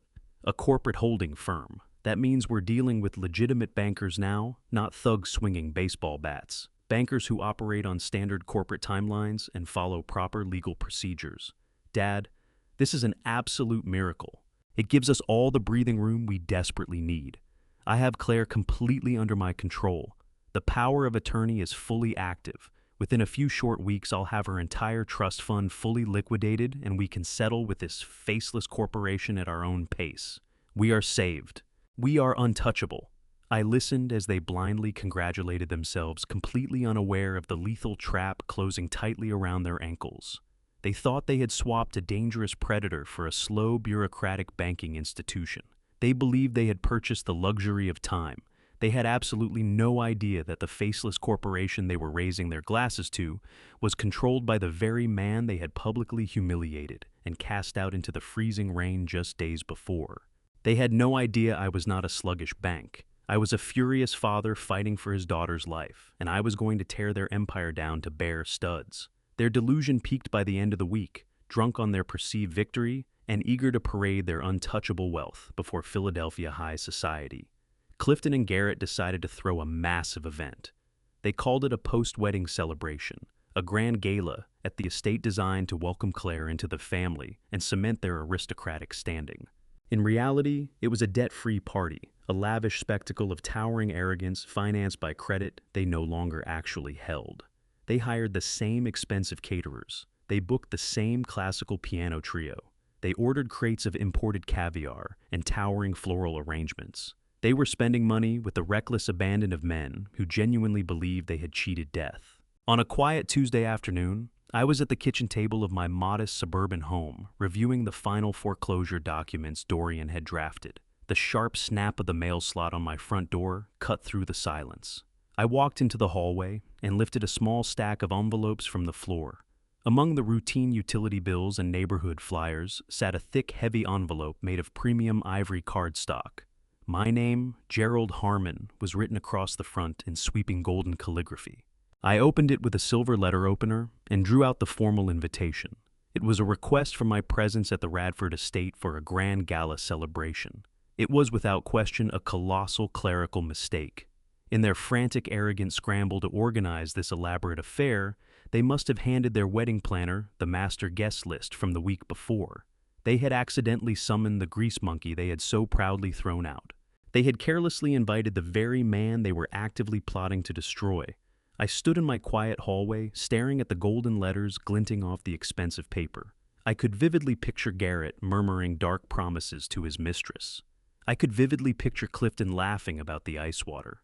I pictured my daughter bewildered and isolated, trapped inside a dangerous nest of vipers. I slowly folded the heavy ivory invitation and tucked it into the breast pocket of my faded denim work overalls. A slow, dark smile moved across my face. I would not miss this party for anything in this world. The following evening draped Philadelphia in a crisp, relentless chill. I steered my battered 1998 Chevy Silverado up the winding, immaculately maintained road leading to the Radford estate. I did not pull into the circular cobblestone driveway where valet attendants were rushing to throw open the doors of imported luxury sedans. Instead, I guided the truck off the main path and into the deep ink black shadows thrown by a row of ancient oak trees just beyond the perimeter gate. I cut the engine, rolled down my window, and let the cold air move across my face as I stared through the darkness at the glowing mansion ahead. The sprawling stone estate pulsed with light and arrogant triumph. It was the exact same venue where I had been humiliated just 1 week before, the exact same ground where Clifton Radford had hurled freezing water into my face and sent me out into the rain. Through the massive floor-to-ceiling bay windows of the grand ballroom, I could see the swirling motion of Philadelphia high society. The room was packed with the exact same elite guests who had watched my public degradation with silent, cowardly indifference. Waiters in crisp white jackets moved through the crowd, balancing silver trays loaded with crystal flutes of vintage champagne and imported delicacies. The soft melodic notes of a classical piano trio drifted across the manicured lawns, providing a sophisticated soundtrack to an empire built entirely on stolen money and fraudulent prestige. They were celebrating a salvation that simply did not exist. They were toasting a debt-free future, completely blind to the fact that their executioner was sitting quietly in the dark just a few hundred yards away. I reached into the glove compartment and pulled out a pair of high-powered surveillance binoculars. I raised them to my eyes and slowly swept the glittering crowd inside the ballroom. It didn't take long to find the evening's host. Garrett Radford was planted on a raised marble dais at the far end of the room, a crystal glass lifted high above his head. He was midway through what appeared to be a grand, passionate address. His handsome face was flushed with the intoxicating rush of his imagined triumph. He was holding forth about family strength, the endurance of legacy, and the boundless potential of his newly consolidated fortune. The aristocratic crowd hung on every fabricated word, thoroughly bewitched by the theater of his success. But my attention pulled away from Garrett almost instantly and locked hard onto the woman standing rigid beside him. My heart seized in my chest. Claire looked absolutely terrible. She was dressed in a stunning floor-length emerald gown, but the expensive silk only threw into sharper relief how quickly she was fading away. Her normally vibrant face had been completely drained of color, the skin turned an ashen, near-translucent white. Dark, heavy bruising shadowed the fragile skin beneath her eyes. She looked utterly wrung out, hollowed by days of relentless psychological pressure and the heavy doses of anxiety medication Garrett had undoubtedly been pressing on her. She was not glowing with the warmth of a new bride. She was trembling. She looked frightened, trapped, and profoundly alone in a ballroom packed with hundreds of people. I tightened the focus on my binoculars and watched Garrett close his hand firmly around her upper arm. To any passing observer, it might have read as a gesture of loving support, but I could see the agonizing tension locked in her thin shoulders. I could see the brutal, controlling grip, his fingers sinking into her skin, like iron claws digging into something they refused to release. He was physically pinning her to that stage, parading his broken prize before his wealthy peers, silently savoring the $10 million hostage he believed he had fully conquered. The surgical lethal calm that had taken hold of me in the surveillance vehicle calcified into something far more dangerous. The time for waiting in the shadows was finished. I set the binoculars down on the dashboard with care and pushed open the truck door, stepping out into the freezing night. But I was not wearing my faded denim work jacket tonight. I was not in oil-stained overalls or scuffed work boots. The grease monkey Clifton Radford had so arrogantly dismissed was gone entirely. I was wearing a custom-tailored $10,000 Brioni suit cut from the finest charcoal wool. The crisp, immaculate fabric settled across my broad shoulders with perfect authority, radiating an aura of uncompromising, absolute power. I straightened the silk tie at my collar and fastened the jacket with slow, deliberate precision. I stood beside my battered truck, the enduring symbol of my working-class roots dressed in the armor of a corporate titan who could purchase and dissolve the entire Radford bloodline without a moment's hesitation. Seconds later, the low rumble of heavy engines moved through the asphalt beneath my polished leather shoes. I turned and watched as two massive unmarked black SUVs glided silently up the winding road, headlights completely dark to avoid detection. They rolled off the path and parked in tight formation directly behind my truck. Both doors of the lead vehicle swung open at once. Dorian stepped out into the cool air dressed in a razor-sharp black suit, carrying the heavy leather folder, holding the irrefutable proof of their destruction. But Dorian had not come alone. 4 broad-shouldered men climbed out of the second vehicle. These were not private security contractors. They were veteran federal agents from the Financial Crimes Division, wearing dark tactical windbreakers with gold badges catching the faint light against their chests. They moved with absolute quiet discipline, projecting the unmistakable bone-deep gravity of federal law enforcement. I had delivered the syndicate bosses to Dorian as promised, and in return, the federal government had agreed to support me through the final phase of my legal takeover. We stood together in the shadows, a small, precisely assembled force ready to walk into a counterfeit, aristocratic fortress. I looked at Dorian and gave a single quiet nod. We stepped out from beneath the ancient oak trees and started up the cobblestone driveway. The crunch of our footsteps rang out in the evening air, an unstoppable rhythm carrying the sound of absolute ruin. As we closed in on the main entrance, 3 large private security guards in black suits moved to block our path, raising their hands. The lead guard opened his mouth to order us off the property, but the words never made it out. The 4 federal agents stepped smoothly past me, drawing back their windbreakers to expose the holstered weapons and federal insignias riding at their hips.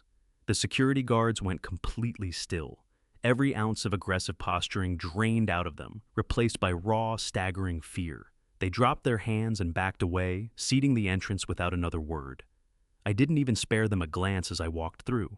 I climbed the wide stone steps to the main foyer. I ignored the sharp, terrified intake of breath from the valet attendants nearby. I reached the grand mahogany doors of the ballroom. I did not knock. I did not wait. I pulled one slow breath, steadied myself for what was coming. Then I raised my foot and drove it through the heavy wooden doors with everything I had. They exploded inward with a deafening crash that rang like a thunderclap across the vaulted ceiling of the ballroom. The violence of the sound tore through the elegant atmosphere, shattering the sophisticated illusion of the evening in an instant. The classical piano trio, jolted by the sudden intrusion, faltered and fell silent. The quiet that followed dropped over the room like a heavy, suffocating weight. Hundreds of eyes swung toward the entrance faces, shifting from polite amusement to raw shock. The elite guests of Philadelphia high society, the very same people who had stood in silence and watched my public degradation the week before, now stared in stunned disbelief at the man filling the doorway. I did not shrink beneath their collective gaze. I stood tall, my suit, projecting a dark and uncompromising authority, Dorian flanking me on one side and the four silent, heavily armed federal agents on the other. The sea of wealthy socialites parted without thinking, opening a wide, clear corridor down the center of the ballroom. At the far end, frozen on the marble dais, Clifton Radford stared at me as though something had crawled out of an open grave. For a fraction of a second, I caught pure, unfiltered confusion in his eyes. Then the confusion curdled rapidly into explosive rage. His face deepened to a mottled crimson, the veins in his neck pressing hard against his pristine white collar. He abandoned all aristocratic composure and came forward, heavy footsteps ringing in the dead silence of the ballroom. He stormed down the center aisle, eating up the distance between us with furious, purposeful strides. "You," Clifton bellowed, his voice shaking with indignant fury. "How dare you show your face here? Get this trash out of my house." He thrust a trembling finger directly at my chest, fully expecting me to crumble, to drop my head and retreat back into the cold night, exactly as I had done before. He was waiting for the apology, the submission, the final confirmation of his superior standing. But I did not flinch. I did not break eye contact. I stayed perfectly still, projecting a cold, lethal calm that seemed to absorb every degree of heat from his rage. Beside me, a young waiter in a white uniform stood frozen in terror, clutching a silver tray loaded with crystal glasses of iced water. Without letting my eyes drift from Clifton's furious face, I reached out slowly and lifted one of the heavy crystal goblets from the trembling tray. The condensation was ice cold against my fingers. Clifton stopped dead 3 feet in front of me, his mouth already opening to fire another venomous insult. I didn't give him the opening. With a smooth, unhurried, utterly casual motion, I tipped the crystal glass forward. I poured the ice-cold water directly onto Clifton Radford's Italian leather shoes. It splashed loudly against the expensive leather, soaking the cuffs of his tailored trousers and spreading into a dark, pooling stain on the pristine hardwood floor. A sharp collective gasp tore through the crowd. Hundreds of wealthy socialites inhaled in unison, paralyzed by the sheer audacity of what they had just witnessed. Clifton stood absolutely rigid, staring down at his ruined shoes, his mind unable to absorb the insult. The precise mirror image of his own cruelty hung in the dead air between us.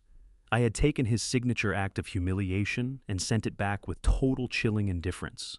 The grand and untouchable patriarch of the Radford Empire had just been publicly disrespected inside his own ballroom, and the aristocratic illusion was officially shattered. Before Clifton could pull himself out of the paralyzed shock, Garrett shoved through the stunned crowd toward us. His handsome face had twisted into something ugly and desperate.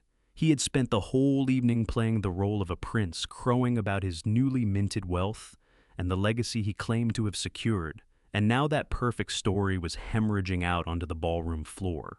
He planted himself squarely in front of his father, chest thrust forward, trying to project the dominance he only imagined he had. I looked past Garrett's shoulder and caught Claire's eyes. She was standing near the edge of the dais, both hands pressed over her mouth, her pale, hollow face a picture of sheer, absolute terror. She was caught in the dead center of the nightmare, bracing for the violence that seemed ready to detonate. Garrett stabbed an accusing finger at my face, his voice fracturing with frantic energy. "Have you completely lost your mind, you pathetic old man?" Garrett snarled, his words crashing across the hushed, breathless room. "You are trespassing on private property. I am going to have you thrown in a cell for this. I am calling the police right now, and I am going to make sure they lock you away for the rest of your miserable life." He shoved his hand aggressively inside his tailored jacket. I let out a slow, low chuckle, one that sent a visible shudder right through him. I never raised my voice. I never yelled. I simply tilted my head and gestured calmly toward the deep shadows of the entryway at my back. "I brought them for you, Garrett," I said, my voice slicing through the tension like a blade that had been waiting a long time to cut. "Saves us the tedious wait." At my signal, the 4 federal agents from the Financial Crimes Division stepped cleanly out of the dim light and into the brilliant glare of the chandelier. They unzipped their dark tactical windbreakers, fully exposing the gleaming gold badges and the heavy holstered weapons resting on their hips. The sight of federal law enforcement walking into the elite sanctuary of Philadelphia high society landed like a physical punch. Every breath in the room disappeared.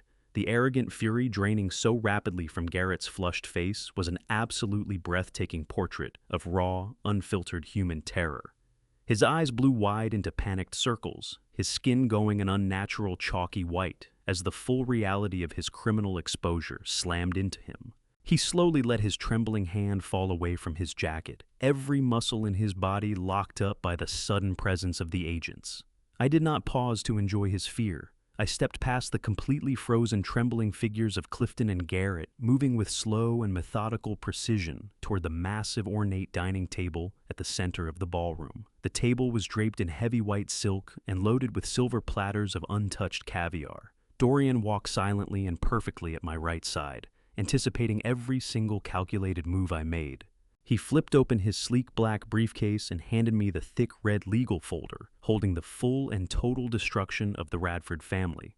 I held its weight in my right hand, the deeds, the offshore accounts, the wiretap, transcripts, the foreclosures, all of it.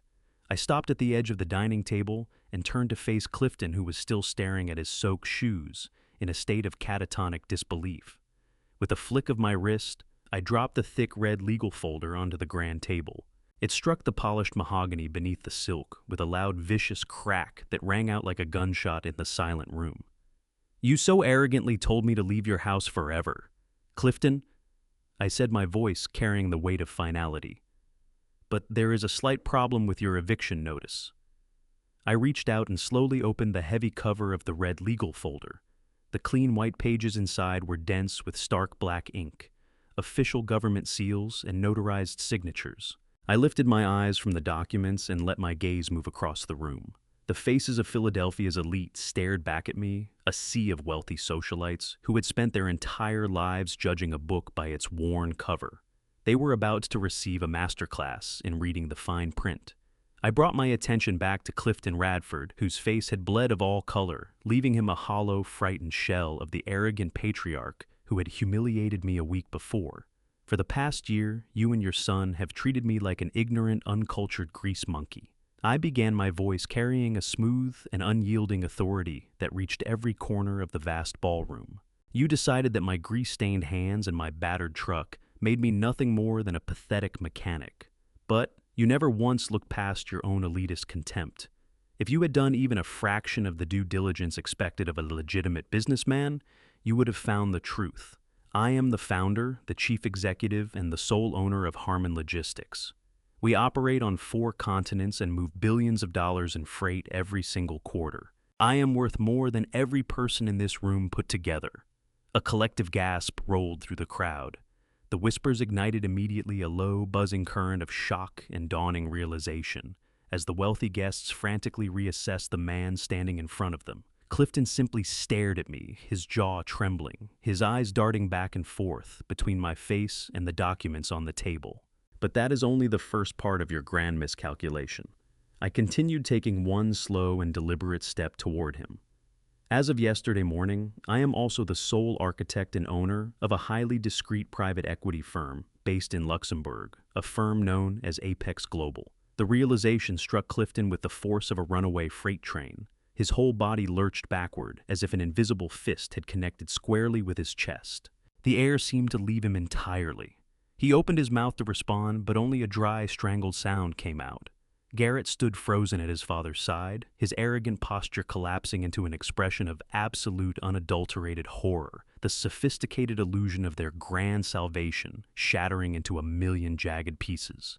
They understood now the miraculous financial lifeline they had been celebrating all evening was actually the rope I had custom woven for their execution.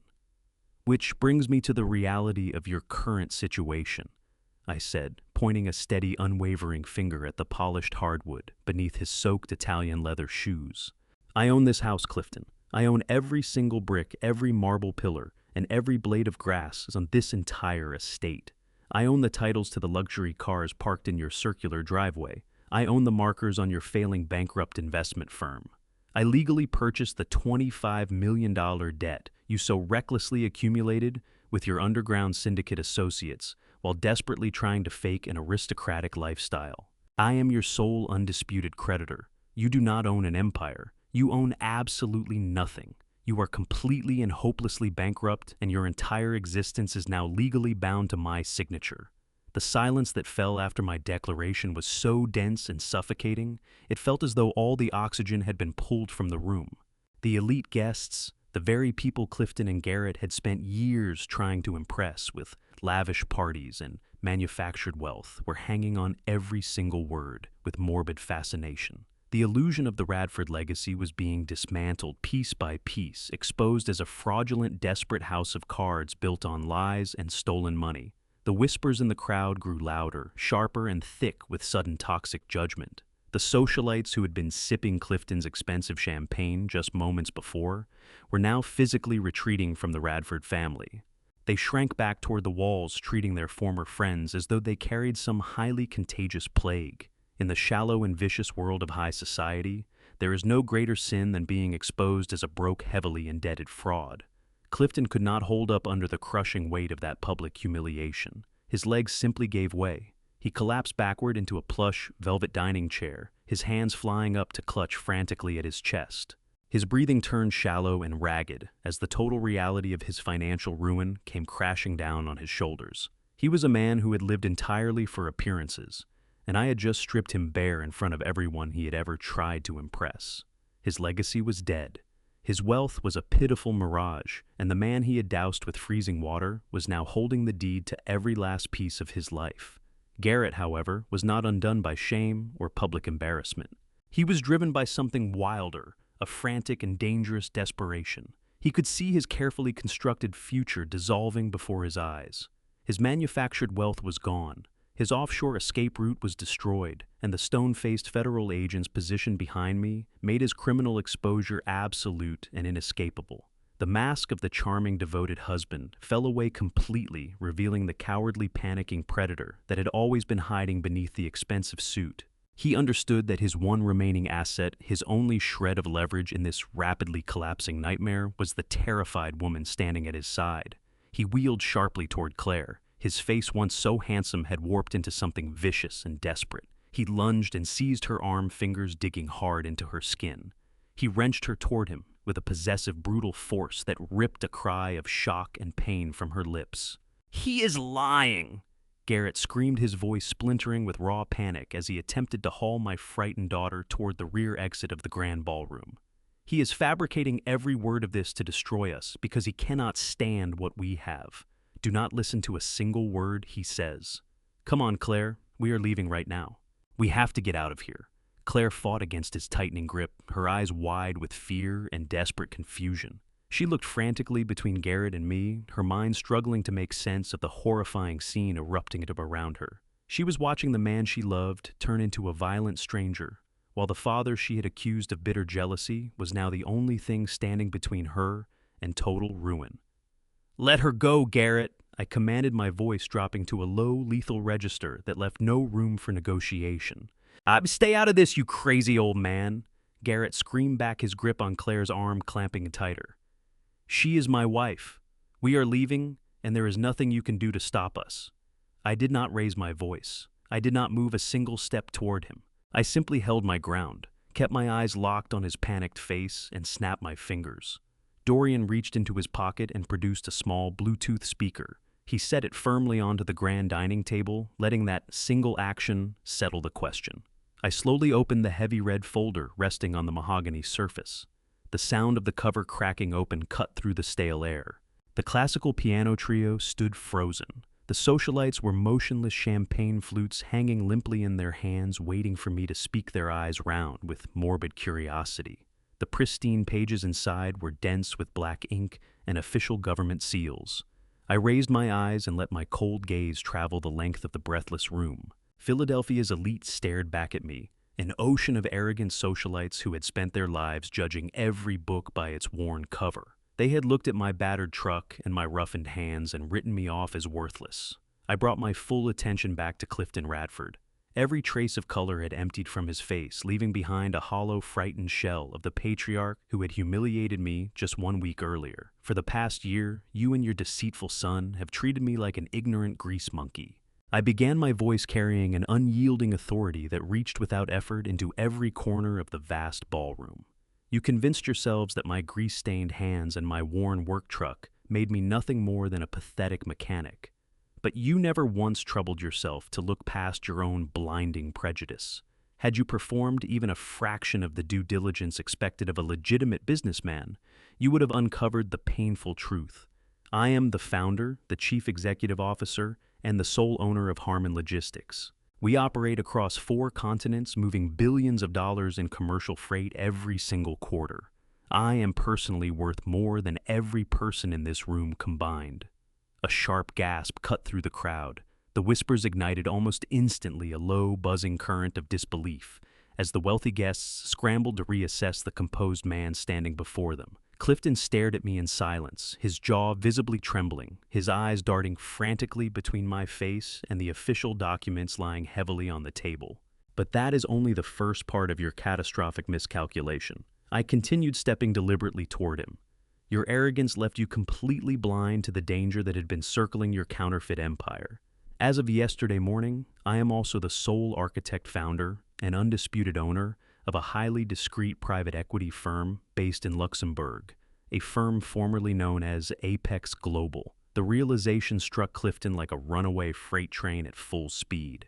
His entire body lurched violently backward. The air seemed to drain out of him in an instant. He opened his mouth, but only a dry, wheezing rasp escaped his throat.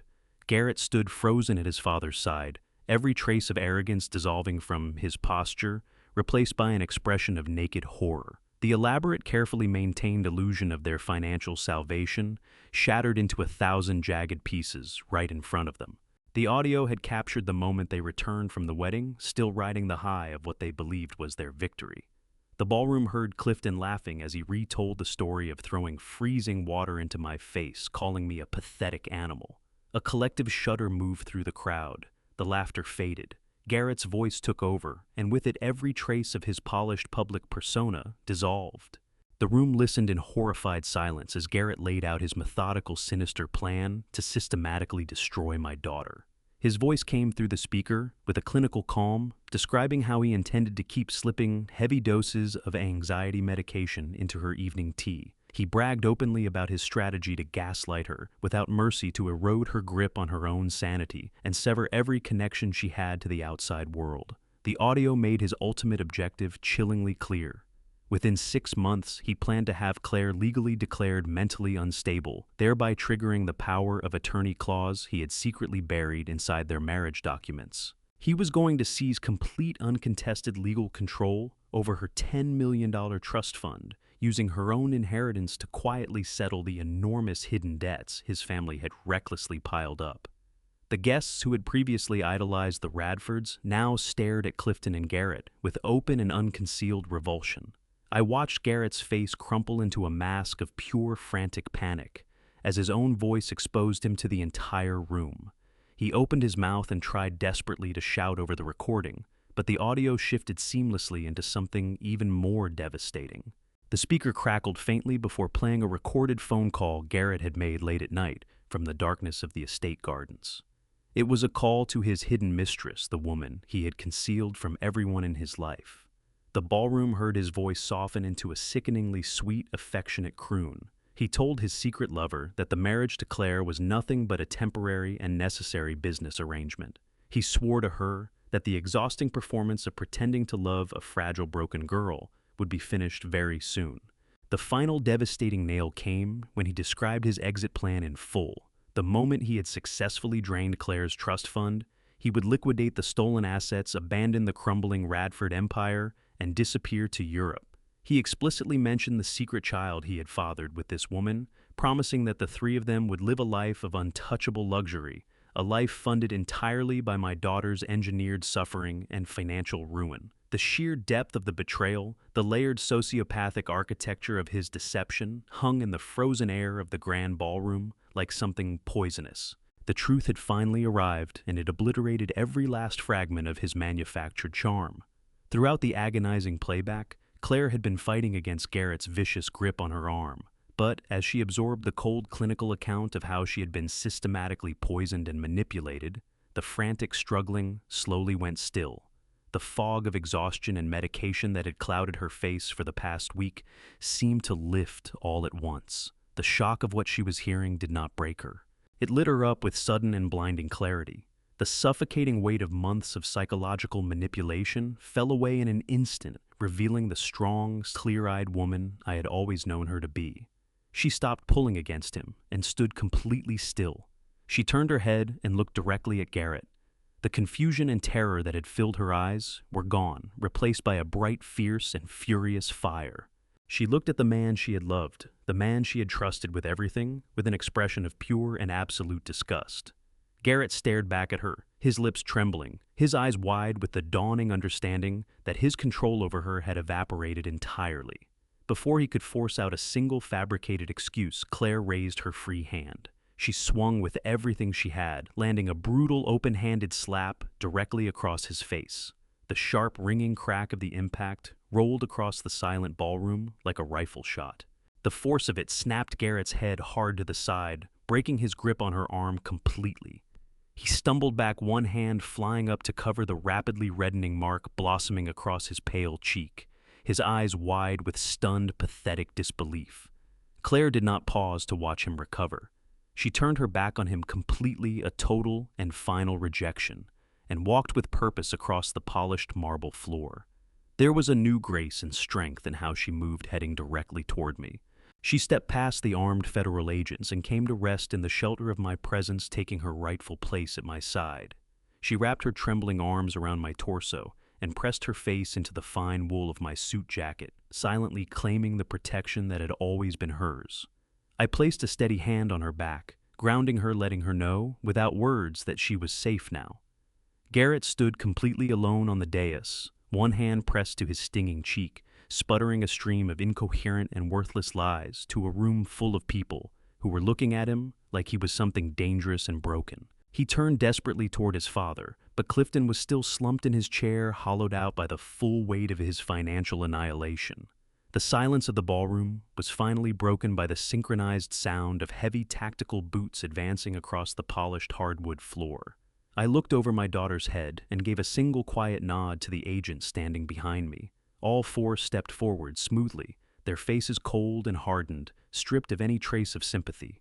Their hands moved to the tactical belts at their waists and produced 4 pairs of heavy, gleaming steel handcuffs, ready to deliver the final decisive phase of everything I had built toward. The metallic click of those handcuffs snapping around Garrett Radford's wrists was the most satisfying sound I had ever heard in my life.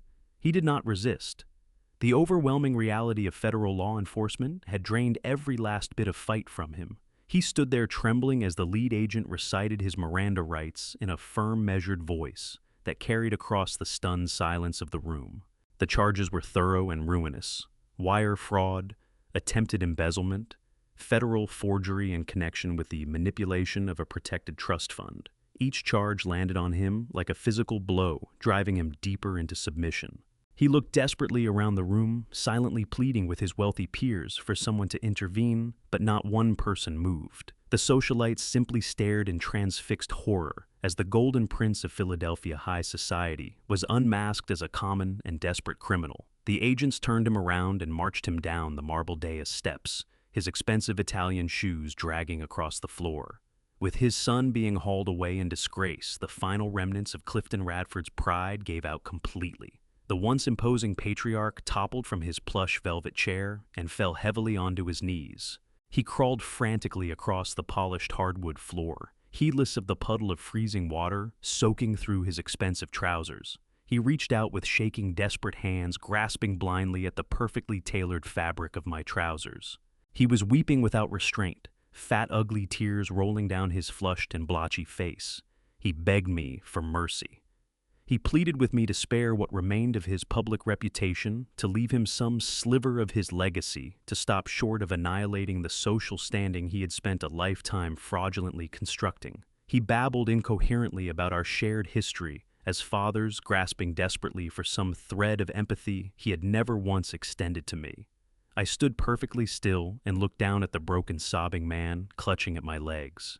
I felt absolutely nothing. No pity, no compassion, no regret. I simply saw him as a poisonous obstacle that had at last been permanently cleared from my daughter's path. I stepped back, letting his grasping hands drop empty against the cold floor. I looked down into his swollen, tear-streaked eyes and delivered my final, unyielding verdict. The water at the wedding was cold Clifton. But a federal penitentiary is much colder. Get out of my house. The words settled over the room with chilling finality. 2 federal agents stepped forward at once, taking Clifton by the arms and hauling him roughly to his feet. As the Radfords were dragged out of the grand ballroom, the frozen silence of the wealthy guests finally shattered. A frantic, panicked rush toward the exits erupted. The social elite collided with one another, abandoning coats and leaving shattered champagne flutes on the floor, each one desperate to put as much distance as possible between themselves and the radioactive wreckage of the Radford Empire. Through the sweeping bay windows, I watched the red and blue lights of the federal squad cars strobing across the manicured lawns. The Radfords were shoved into the back seats, their fraudulent reign officially ended as the noise of the stampeding crowd dissolved into the cool night air. I turned my full attention to the most important person in the room. Claire was standing near the edge of the dais, trembling without control. The sheer weight of everything the evening had revealed had overwhelmed her fragile, recovering mind. She looked at me, her beautiful eyes brimming with hot, heavy tears. She took one hesitant step forward, and then she broke completely. She practically fell into my open arms, pressing her face into my chest, sobbing with a heartbreaking intensity. She wrapped her arms around my neck and held on as though I were the only solid thing left in a world that had stopped making sense. She apologized over and over, her voice buried in my suit jacket, begging forgiveness for doubting me, for pushing me away, for believing every poisonous lie Garrett had fed her. I held her tightly, resting my chin against the top of her head, stroking her hair with a steady hand.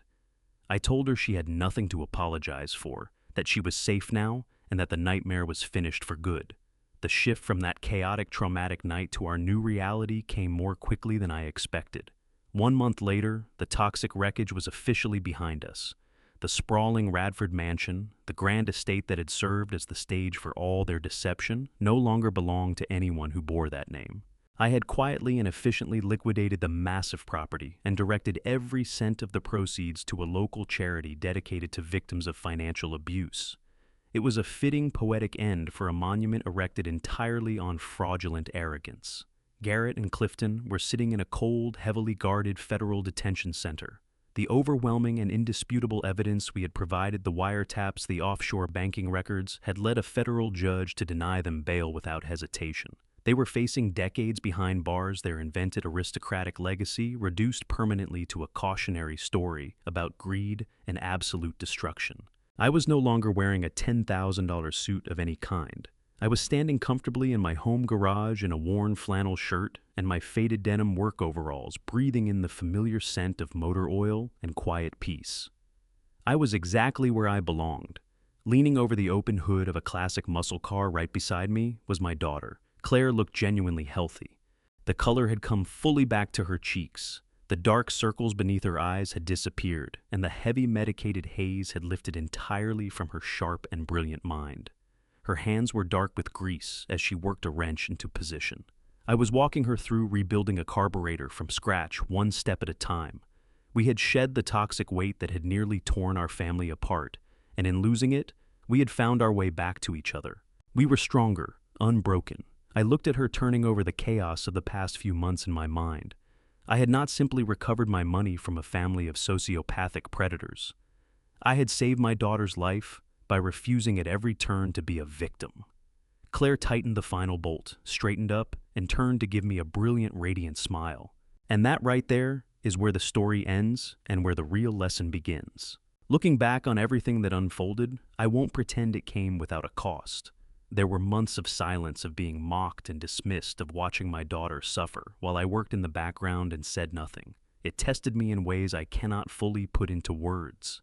But I believe God places certain seasons of patience in our lives, not to punish us, but to prepare us. And that when the time comes, the truth does not need our help to be loud. It speaks entirely for itself. If this story of a father's journey through humiliation, betrayal, and quiet determination taught me anything, it is this. First, never let someone's opinion of you set the ceiling on what you are actually capable of building. The men who laughed at my hands had no idea what those hands had built. Second, when you are planning something that matters, protect your silence. The element of surprise is one of the most powerful tools a person can carry. Third, if someone you love is being harmed, do not wait for a dramatic moment. Gather your proof, stay calm, and be ready. Dad's revenge is not about anger, it is about protection. Fourth, your dignity is worth more than any room's approval. Walk into that room anyway. If these father stories speak to something you have lived through, or if you know someone who has been underestimated and dismissed, please share this with them. It might be exactly what they need to hear today. And if you haven't already subscribed to his Hidden Revenge, there are more stories here waiting for you, each one earned. Thank you for spending this time with me. I'll see you in the next one.